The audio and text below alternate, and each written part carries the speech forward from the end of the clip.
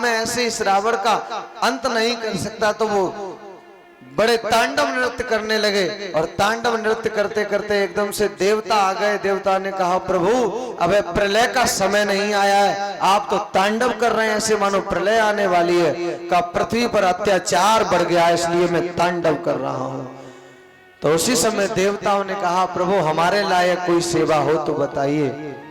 तो उसी समय भगवान ने अपने जो एकादश जो 11वां रुद्र था उसका अंश लिया और अंश लेकर के कहा है पवन देव से, हे पवन देव इस अंश को ले जाकर के तुम अंजना के गर्भ में स्थापित कर दो, तुम हर जगह जा सकते हो, इसलिए ये जो अंश है वो अंजनी के गर्भ में रख दो, स्थापित कर दो। और अंजना के भी कोई पुत्र नहीं है, तो वो अंश पवन देव लेकर के अंजनी के गर्भ में उसे रख दिया। हवा तो हर जगह जाती है, पवन देव तो हवा है।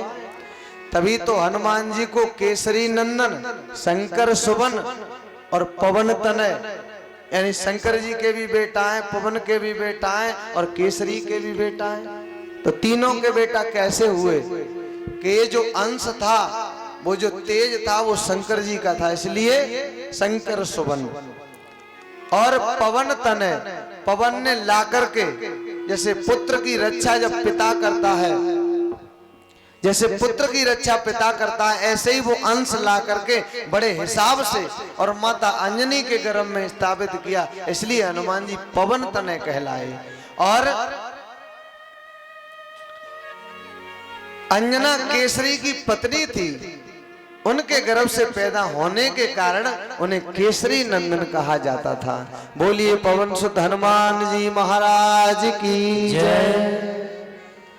तो इधर वो जो भाग थे सब रानियों को दिए और रानियों ने उन्हें ग्रहण किया है। आज भगवान की ऐसी कृपा है,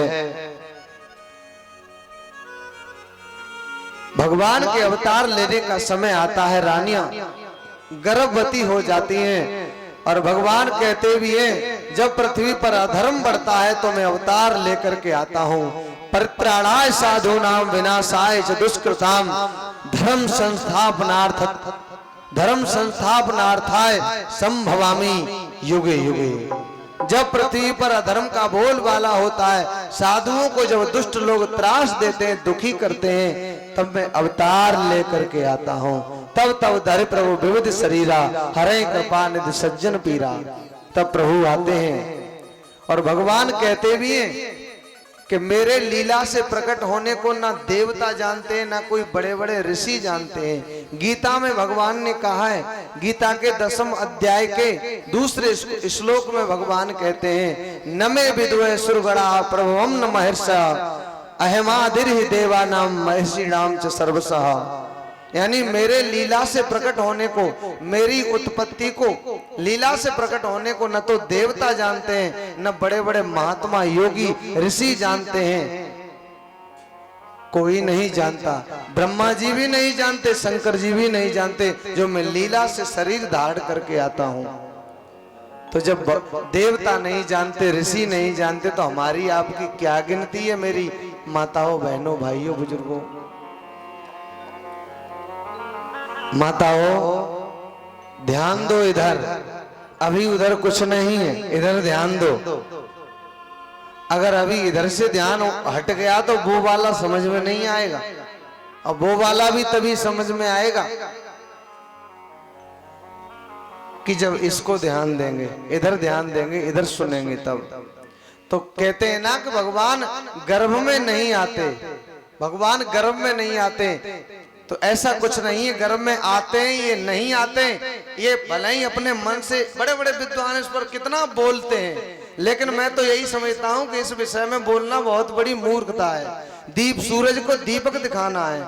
जब भगवान ने गीता में कह दिया कि मेरे लीला से प्रकट होने को बड़े बड़े देवता, बड़े बड़े ऋषि, ब्रह्मा शंकर ये नहीं जानते, तो फिर हम जैसे वक्ता या दुनिया का कोई बड़े से बड़ा वक्ता अगर उस पर टिप्पणी करे तो मूर्खता ही तो है, और क्या है। कि गर्भ में आते हैं कि नहीं आते हैं, इस विषय पे कभी हमें नहीं, क्योंकि भगवान के जो गुण है, जो चर्चा है, ये आनंद लेने के लिए है कि न बुद्धि लगाने के लिए, बुद्धि लगाने के लिए नहीं है। तुलसीदास जी लिखते हैं रामचरितमानस में, जा दिन ते हरि गर्भ आए, सकल लोक सुख संपत्ति छाए। जिस दिन से भगवान गर्भ में आए उस दिन से चारों तरफ मंगल ही मंगल हो गया, आनंद ही आनंद है। आज चैत्र का महीना है, नौमी तिथि है और मंगलवार का दिन है, दिन के 12 बजे हैं। भगवान नौमी को अवतार लेना चाहते हैं। भगवान ने नौमी को अवतार क्यों लिया समझना। 9 का अक्षर कभी मर्यादा नहीं तोड़ता है। 9 का अक्षर अपने आप में पूर्ण है, पूर्ण। आप 9 का पहाड़ा पढ़ेंगे,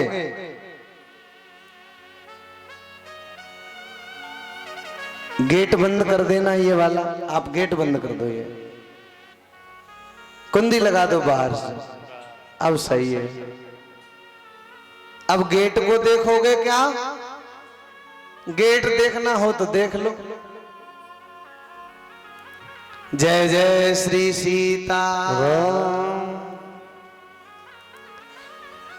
इधर ध्यान दो, इधर। अब क्या करें, कमरा पड़ी गया अब की बार पंडाल के पास में।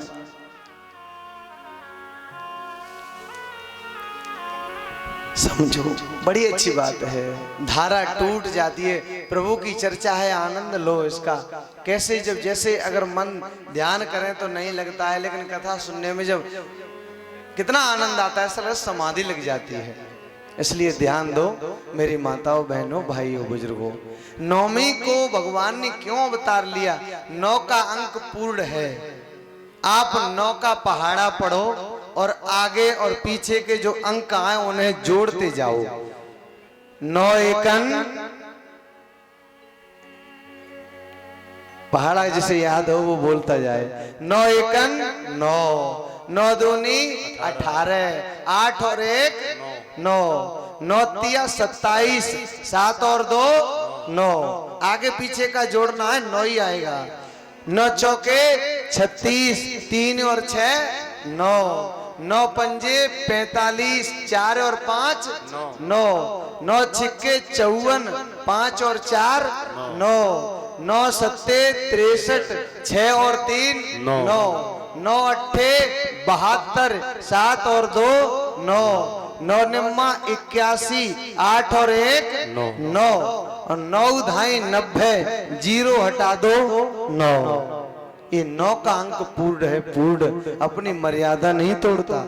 आप और किसी पहाड़े को पढ़ेंगे तो जोड़ेंगे पढ़ करके तो इधर का इधर हो जाएगा, लेकिन 9 का अंक पूर्ण है, वो इधर उधर नहीं होगा। इसलिए भगवान ने नौमी को अवतार लिया। और एक और बात माताओं, नौमी एक सुशीला बहन जी हैं, सुशीला बहन जी जो अच्छी आदत वाली हैं, सीधी सादी भोली वाली हैं, जो कहीं खड़ी हो जाएं तो कहीं चीज का बंटवारा हो रहा हो तो वो खड़ी रहती हैं। जो कोई इन्हें अपनी मर्जी से दे दे तो ले लेती हैं, और अगर कभी धक्का करके नहीं लेती कि मुझे भी दे दो। सब तिथियां खड़ी थी, कह रही प्रभु आप मेरे घर आ जाओ, मेरे समय में अवतार ले लो। सब अपनी अपनी कह रही। भगवान ने देखा अकेली नौमी तिथि ऐसी है जो बिल्कुल चुप खड़ी है और पैरों से पैर के अंगूठे से जमीन को कुरेद रही है, जमीन खोद रही है।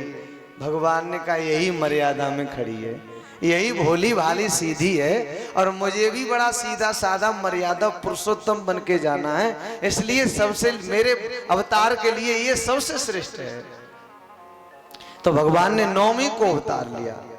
नौमी तिथि मधुमास पुनीता, नौमी तिथि मधुमास पुनीता, नौमी तिथि मधुमास पुनीता, नौमी तिथि मधुमास पुनीता, शुक्ल पक्ष अभिजित हर प्रीता, शुक्ल पक्ष अभिजित हर प्रीता।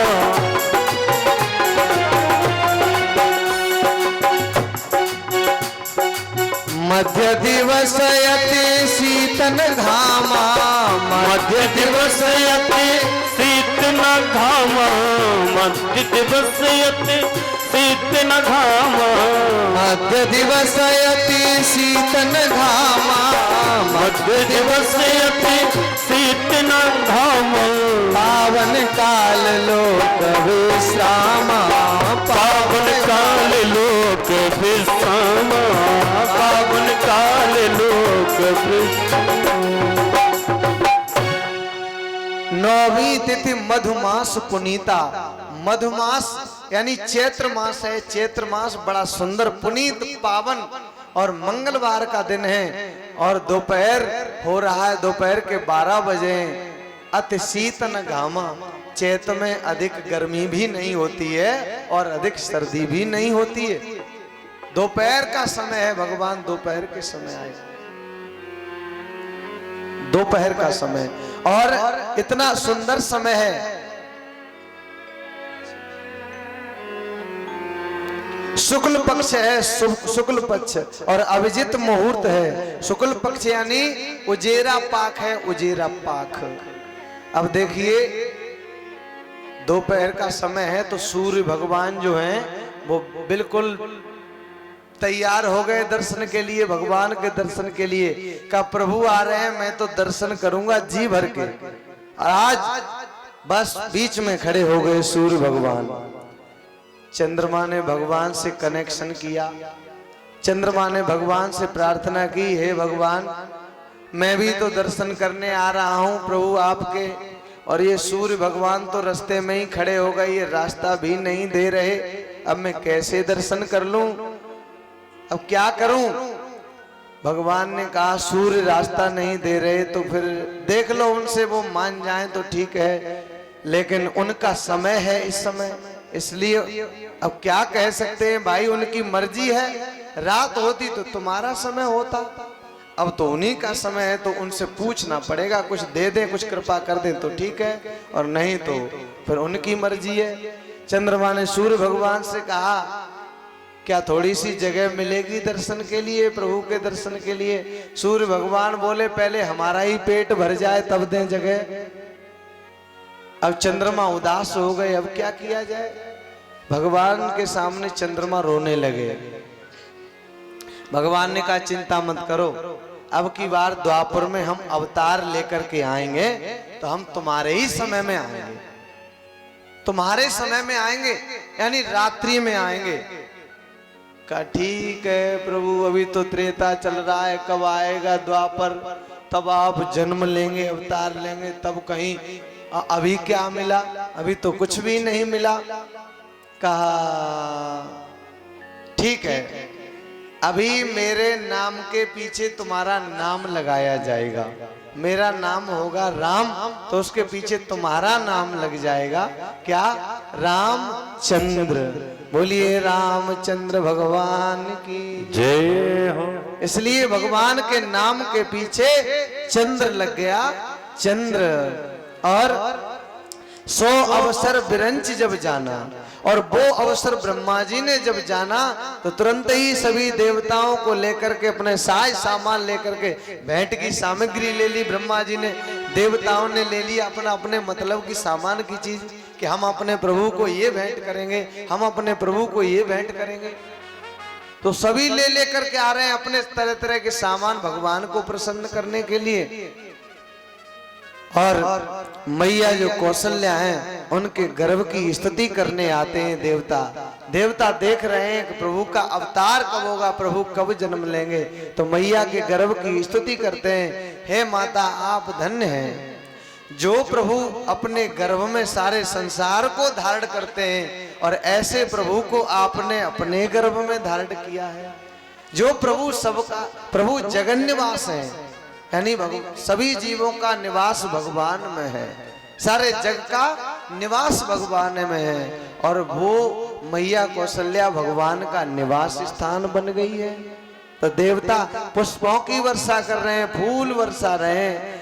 बरसे सुमन सो अंजुल साजी, बरसे सुमन सो अंजुल साजी, गए गगन जुग बाजी, गहे गहे गगन दुंदुभी बाजी।